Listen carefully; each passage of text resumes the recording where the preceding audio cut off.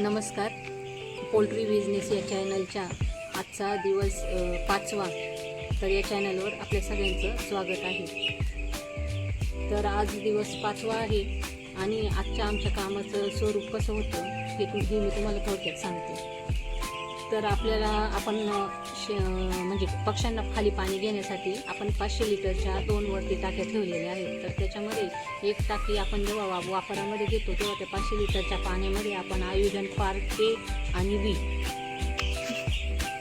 आणि दुसरा म्हणजे ॲसिटिक ॲसिड दोन्ही आपण 75 ml 500 लिटरच्या टाकीसाठी वापरतो. आणि हे पाणी आपण वरती तयार करून घेतो. आणि त्याच्यानंतर आपल्याला हे शेडमध्ये जे चिक्स ड्रिंकर भरायचे आहेत त्याच्यासाठी जेवढं पाणी आपल्याला लागतं ते आपण 200 लिटरसाठी ठेवलेलं आहे आणि त्याच्यामध्ये घेतो.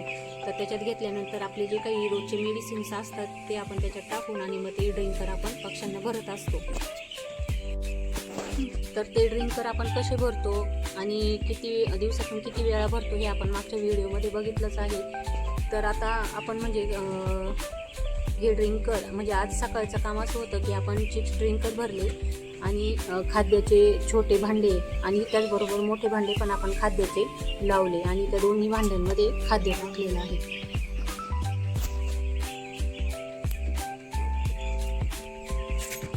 आपण मोठे खाद्याचे जे भांडे लावले त्याला आपण जाळ्या बसवलेल्या आहेत. तर या ठिकाणी आपल्याला त्या जाळ्या उलट्या बसवलेल्या दिसतात. याचं कारण असं आहे की आपण जर जाळ्या जर टाकल्या नाही फक्त असं भांडं लावलं तर त्याच्यामध्ये पक्षी खाद्यामध्ये उतरून खाद्य खातो आणि खाद्य पण खाली सांडवतो. तर जेणेकरून आपण या जाळ्या जर लावल्या तर त्याचं प्रमाण म्हणजे पक्षी भांड्यामध्ये चढायचं प्रमाण कमी राहतं आणि खाद्याचे नुकसान पण होत नाही. त्याच्यामुळे आपण 8 ते 10 दिवस या जाळ्या अशाच लावून ठेवतो जोपर्यंत पक्षी थोडा मोठा होत नाही तोपर्यंत.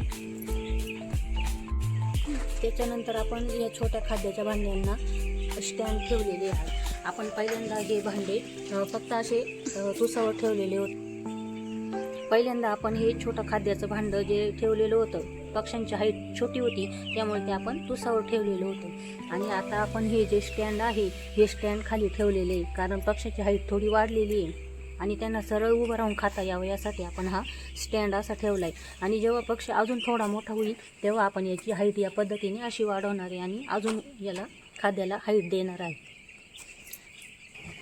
आणि आपण हे मोठं जे खाद्याचं भांडं लावलेलं आहे त्याला आपण म्हणजे याच्यामध्ये जेव्हा खाद्य पक्ष्यांनी खाल्ल्यानंतर त्याची पातळी खाद्याची खाली जाते तेव्हा आपण या पद्धतीने असं भांडं वरती करतो म्हणजे जेणेकरून पुन्हा फ्रेश फीड पक्ष्यांना खायला मिळतं.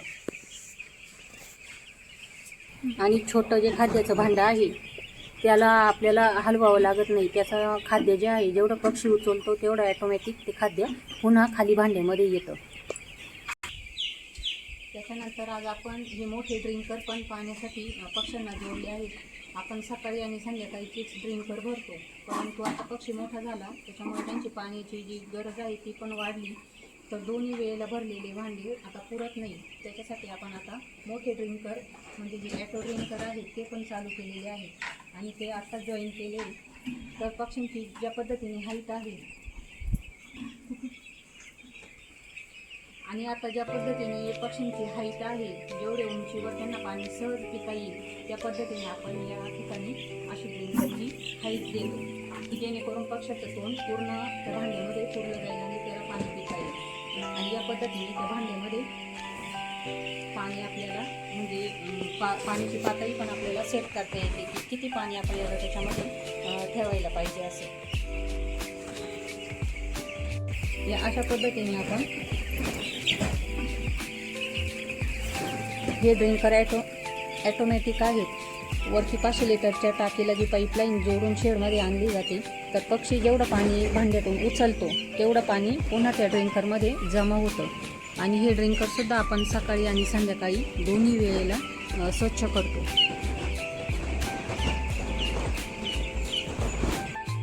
आणि आजच्या दिवसाची मरतूक जर आपण बघितली तर आज 4 मरतूक निघालेली आहे. त्याच्यामध्ये 2 पक्षी वीक आहेत आणि 1 पक्षी ॲक्सिडेंटली गेला.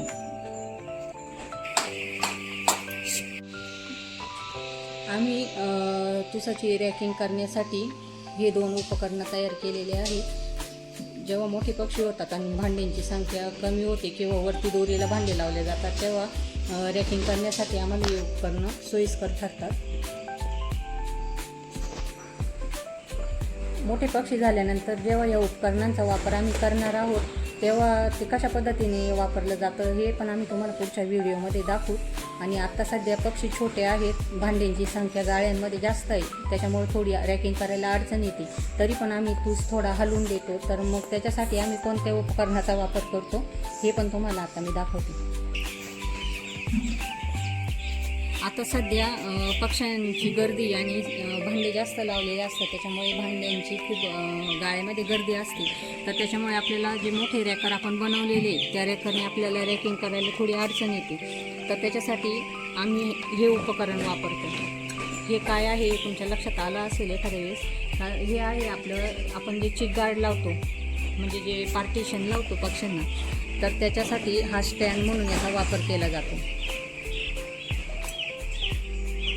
तर हा चिक गार्डचा स्टँड आहे आणि याने आपण कशी रॅकिंग करतो या पद्धतीने तूस हलवून देतो, जेणेकरून थोडासा जो वास येत असतो तो वास पण यायचा बंद होतो. आणि या उपकरणामुळे काय होतं की छोट्या छोट्या जागेमध्ये पण आपण याची रॅकिंग करू शकतो, तूस हलवून देऊ शकतो. तर अशा प्रकारे आजच्या कामाचं स्वरूप होतं. आणि अशाच अजून माहितीसाठी पुढचा व्हिडिओ बघा आणि चॅनलला सबस्क्राईब करा.